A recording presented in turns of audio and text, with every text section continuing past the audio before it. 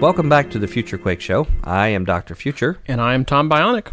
And we have an incredibly popular guest back. But we got to run real quick. It is our friend Mish. Yeah. From the Global Economic Analysis blog. One of our most favorite guests who's not been on since we've had our new format on WENO. And everyone, if you've not met him, you're going to love him, but we're going to have to be quick. Yep. Let's just get right into the interview here. Okay, we're going to talk about all things economic, and we'll explain it on the air there, but you're in for a real treat, and we'll be right back. We'll discuss it further. Until then, here is Mish. Ladies and gentlemen, welcome to the Future Quake Show. I'm Dr. Future, here with Tom Bionic. Yeah. And we have one of our great old friends on our show tonight. Yeah, it's about time we had him back. One of our most popular guests we have, Mish, who is the blog master of the Global Economic Analysis blog, and he can tell you some of the other places where he writes. He is our economic guru for Future Quake, and he's going to talk tonight about the analysis of the what I call the current dire peril of the world's financial markets. And for those of you who have not heard Mish on our show before, you're going to be in for quite a treat. Mish is one of our listeners' most popular and frequently requested guests back to us. I want to welcome you again, old friend, to the Future Quake Show. Oh, it's a pleasure to be on the show, Dr. Future. I was wondering when I'd be on again, and certainly there's a lot happening in the economy to talk about. Well, there's been a lot of changes in Future Quake, and we wanted to find just the right time to get you back on here for all of our tens of thousands of new listeners on WENO to be able to appreciate your work. And again, for some of our many newer listeners at our show now, at our new radio home, as well as more recent internet supporters, and we have a very strong internet support group as well, too, listening. Can you tell them just very briefly, because we have a lot to talk about, a brief bit about your history and that of your historic blog on the web so they can really appreciate your credentials and background? I worked in the banking service industry for over 20 years for large banks in the country, mainly on the checking account systems, savings account systems, and the like. I started a blog in 2005, with the idea that I wanted to let people know what was really going on with the economy. Stories that one was not hearing from the mainstream media, stories that was not being told by the politicians, stories that were not being told on Wall Street. And I sensed at that time that the housing market was topping, that it was going to cause major economic strife, and I really wanted to alert people that that was going to happen. And when I first started writing about that, people thought I was some kind of wacko, that this could never happen. It's amazing, but all of these things that I have said, particularly about housing, that would happen, have happened, pretty much the way I figured that they would play out. Well, I want to get into that, Mish, because your reputation has grown exponentially since your very earliest appearances on our show as one of our more frequent guests. Now, not that we had anything to do with that. Oh, just come out and say it. We're kingmakers. I know. But since then, you've had citations in places like the Wall Street Journal and even the Los Angeles Times recently, I believe, has mentioned some of your work. And now your blog, as I understand, is one of the most visited sites, economic blogs on the entire web. What other citations and kinds of impact has your blog and your other related work made to people or groups of folks, including your call of the market top last year, which I thought was a remarkable thing that you did, as well as your overall track record of your accurate predictions and in your vision overall of what you were implying there at the end of what you saw coming down the road. What kind of impact have you made explicitly in these areas? Wow, there's a lot of questions there. Crane's Chicago business, Crane's New York business I've been on.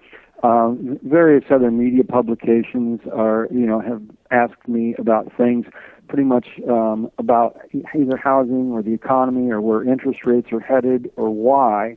The impact that I've made is probably on an individual basis. I've had a lot of people email me thanking me, Mish, I'm really happy that I did not buy that house 3 years ago when you were warning us about home prices. Right, Mish, I'm really thankful that I got out of the stock market this last year. That's been the real impact.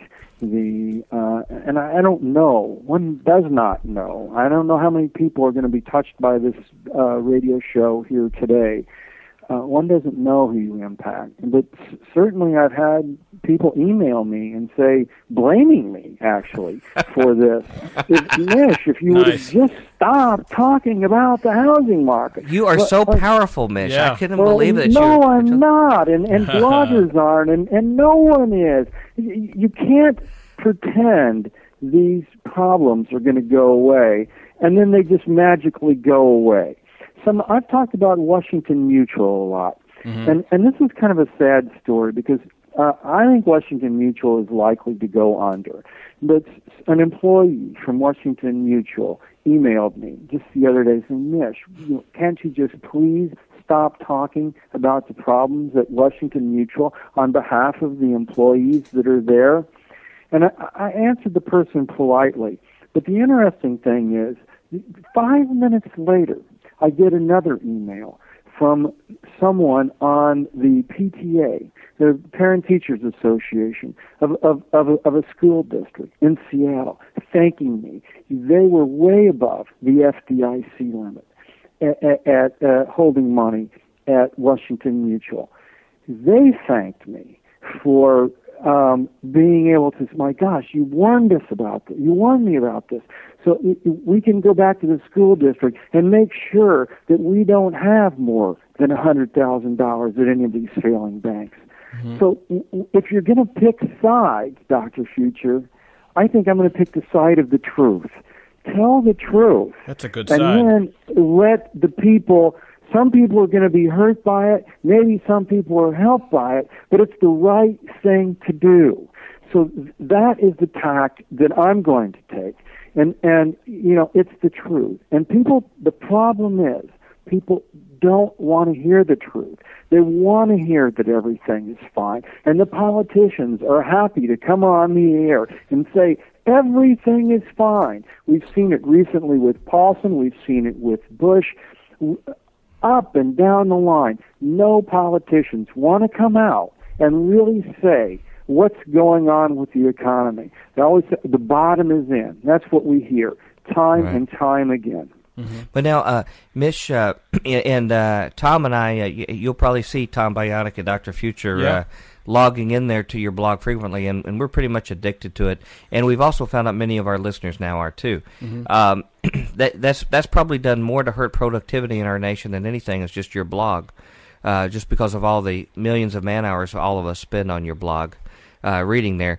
But you didn't mention, and you've been very modest about your impacts and things like the market top that you called last year, which there are all sorts of very, very famous and well-known people on TV, cable TV, and elsewhere that know so much about the market, but you really had a handle on the right factors regarding our economy, and you knew basically the stock market, even though that's sort of a secondary thing you cover. Really, you focus on the parts of the economy that are more near and dear to the average person. But you said, look, certain things have happened now. It has topped, and you were right on the money. It tried to test it, but you were really on the money with it. I was on the money. That was a very risky call, by the way. A top call is always risky because these things seem to go on way longer than expected.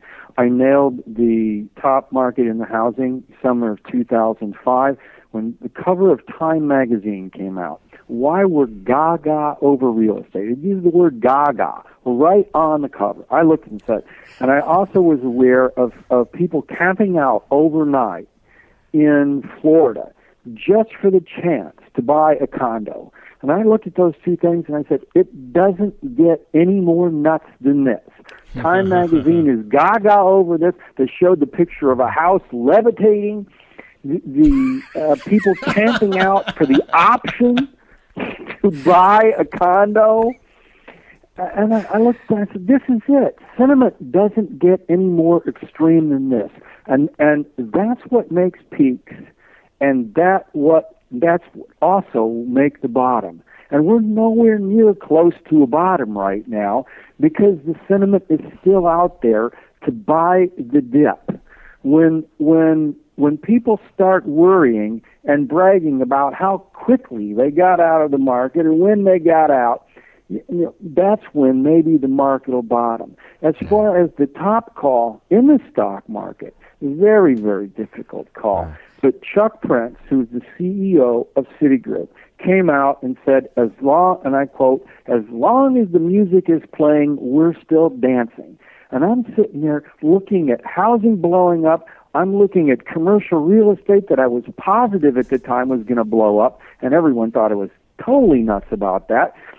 But I looked at that and said, what an arrogant thing to say. So, here's this guy, housing is crumbling, and he's saying, well, we're going to keep dancing. Chuck Prince was out of a job 2 months after that, and it was on the basis of that. And I said, sentiment doesn't get any more extreme than this.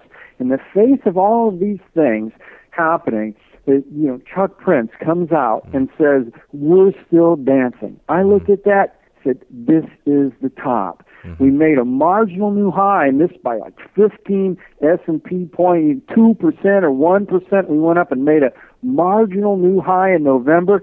And the taunt, this is another thing, another sign. When the taunt calls come out of the woodwork, everybody pointing a finger at you and telling you, look what an idiot you are. Who was the idiot?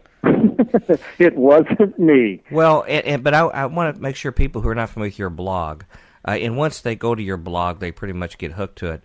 You have been very contrarian for a number of years in explaining that the merry-go-round was coming to a stop in terms of the meteoric rise in housing, and how particularly in certain high-value parts of the country like California and Florida, people were using it as their ATM and as their single-minded ticket to wealth. And we see people who have no business being in real estate all of a sudden becoming realtors.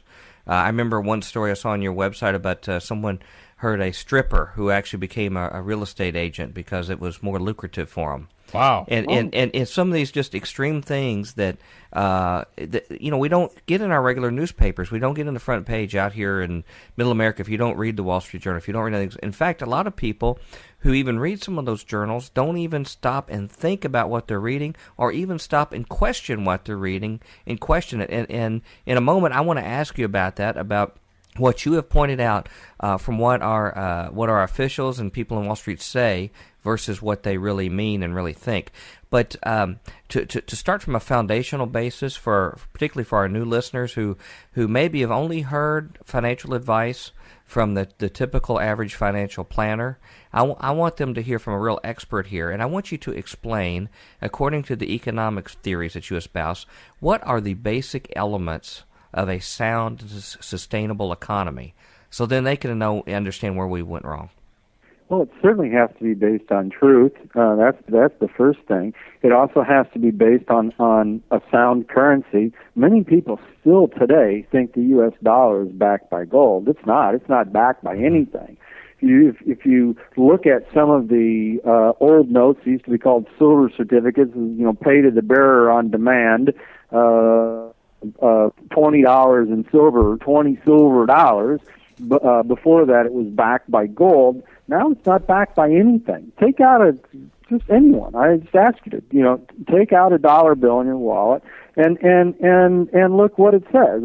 It says something. This note, I'm reading it now, is legal tender for all debts, public and private. It's not backed by anything. It's printed on a piece of paper. We trade them. It's recognized as money. I'm be hard pressed to say this is not money. What's money is anything that's being accepted as money, but it's not being backed by anything. If the government wants to spend more money than it takes in taxes, well, it does that.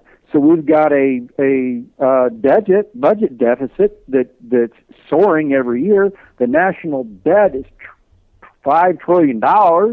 Actually, it's more than that if you count unfunded liabilities, Social Security, pension plans, Medicaid, Medicare, and the like. But and people want to know why gas prices are rising. Well, any business that was running the way the government was running business would be bankrupt. But instead, the government, prints money. We use it for military expansion in Iraq. We build bridges to nowhere in Alaska. I see. With that, I see Ted Stevens is up on corruption. Yeah, I was just going to say they got him today. Finally, yeah. They finally got him. Yeah. Yes, exactly. The one criminal down, about 500 to go. Yeah.